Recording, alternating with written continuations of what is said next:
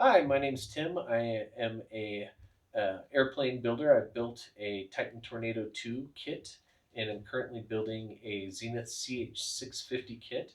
I fly a Cherokee right now, Cherokee 140. So this is going to be a series where builders are asked questions to give people some answers that might help them decide whether they want to build an aircraft. Did you have any work experience that would be helpful in building an airplane? I have been working with tools since I was a teenager. I'm a handyman by trade, and I've worked on cars pretty much my whole life. I don't think it's a necessity, but if you're handy, it will definitely speed up your build. Were you a pilot prior to your build? So I had started the private pilot process before building the airplane. I was halfway through getting my private pilot's license when I completed the Titan Tornado 2. So I was able to complete the second half of my hours and actually go take my check ride in my own airplane. Did you join the EAA? The Experimental Aircraft Association is a good thing to join. I did join. I suggest you do join if you're going to be building.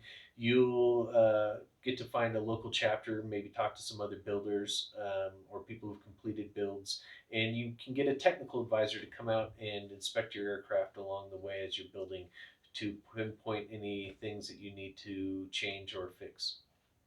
Did you build a new or partially completed kit?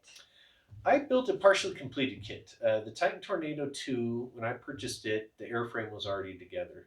I did the electrical, I did the fuel system, I mounted the engine, I programmed the fuel injection system that was on that engine. It was an aftermarket fuel injection on a Rotax 912. The kit that I'm building now, I'm building from start to finish, which is the Zenith CH650. And I'm enjoying the start to finish build. What were the deciding factors in choosing your kit? So for the Titan Tornado 2, it was a kit that was available locally. It was inexpensive. I probably purchased it for, I don't know, maybe 25% of the kit cost. So if you're looking to save money, a partially completed kit can save you a lot of money. But you are then also going to deal with the build quality um, from the previous builder. So um, the kit I'm building now, I'm building from start to finish because I want it built to my standards all the way through. What material was your kit? The Tank Tornado 2 was aluminum, and the Zenith is also aluminum. When I purchased the Titan Tornado 2, the material really wasn't a factor. But when choosing the Zenith CH650, I wanted an aluminum aircraft because it's going to sit outside. And composite aircraft and tube and fabric aircraft usually don't fare as well sitting out in the sun. How much did it cost compared to what you thought it would cost? Well, it cost probably about twice as much as I had expected to spend.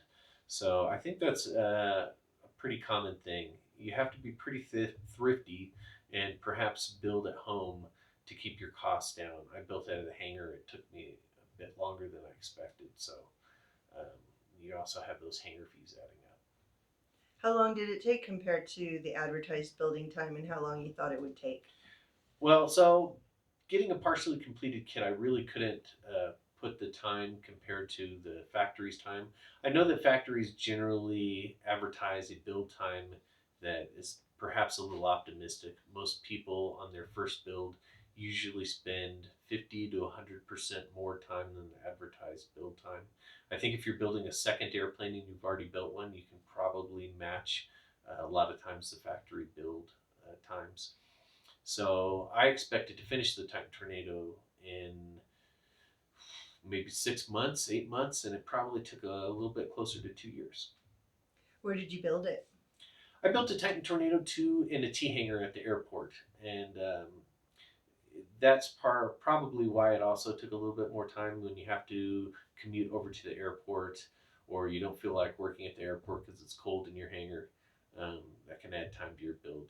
But one of the advantages is, there's other people at the airport maybe who have built airplanes before that you can ask questions. How much help did you have and how crucial was it to completing your build? I did have help. I had help right catty corner to me, across from my hangar, was a builder who had finished his home built airplane and had worked in aerospace and answered questions or gave me advice on how I could solve problems I was running into. And that was very helpful. What was the most challenging part of the building process?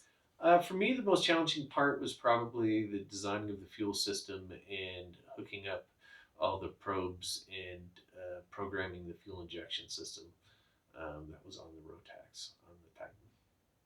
How many parts did you have to scrap and redo? I had to scrap and redo a custom exhaust I was building for it a couple of times. I prototyped it and didn't like the way it turned out and redid it.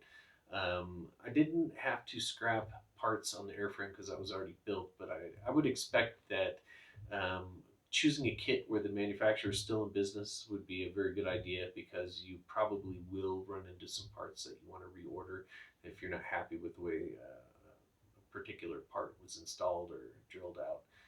It's nice to be able to get a replacement. How helpful were online groups or factory support?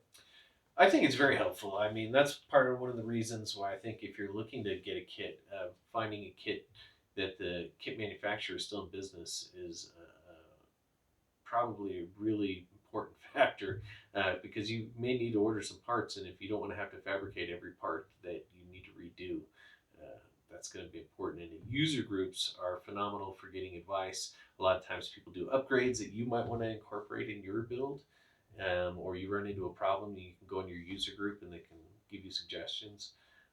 My user group actually had one of the people who had designed the Titan Tornado 2, and he came out from Arizona and inspected my plane and made sure that it was put together in a reasonable fashion, and that was very helpful. How much of a perfectionist are you, and how did this affect your build? So this is one of those questions where there in building there is unacceptable, and then there's acceptable, and then there's perfect.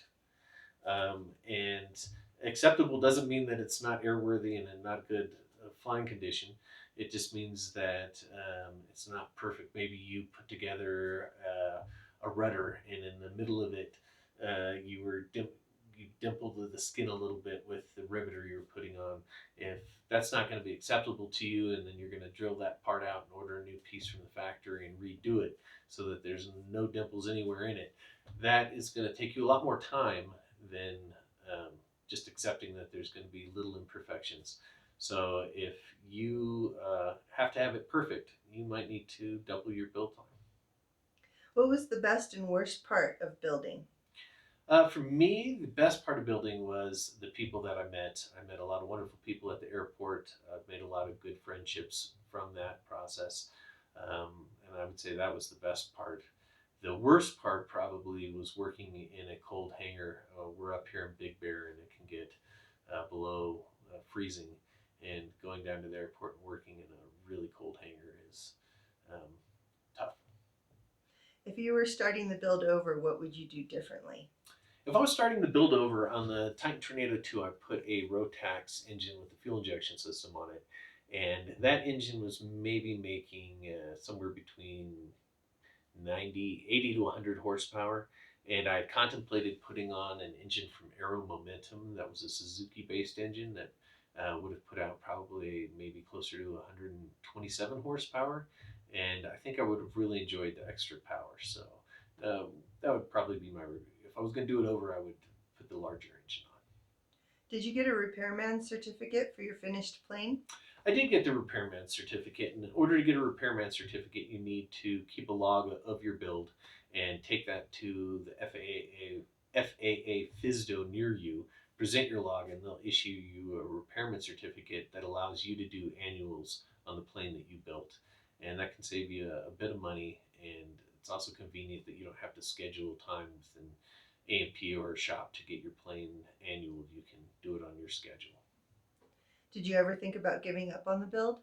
I didn't, and I think that it's important that you know what kind of person you are. If when a project gets daunting, you tend to walk away. A kit build might not be for you. It really you need to be I don't know, stubborn, consistent, willing to continue working through difficult situations to get to the end. Um, if if you have those characteristics, then you'll finish your build. Did you pay to have any of the work done? I did pay to have the paint done. I did a paint and polish scheme, which was expensive but came out very beautiful.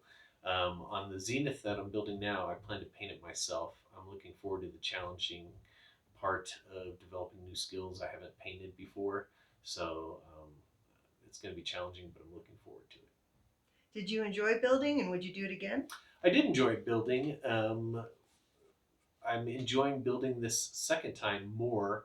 I think because I've had a little bit more experience building, and because I'm building at home, and it's we're going to be doing it more as a family project. So my wife and daughter are going to help out in the build, and that's making it more enjoyable. What advice do you have for someone who's thinking about building an airplane? So if you're thinking about building an airplane, I think one of the important things is to really think about what's your mission when you're building the airplane. Are you going to be flying locally just for the $100 hamburger? Are you going to be flying from state to state to visit family and it needs to be a commuting airplane? So you really need to think about what the airplane is going to be used for and then look at a kit that's going to meet those expectations. So if you don't decide what you want and then you just pick a kit and build, it might not do what you want it to do. So sit down with a piece of paper and write out everything you want the plane to do, and then find the kit that matches up to your desires.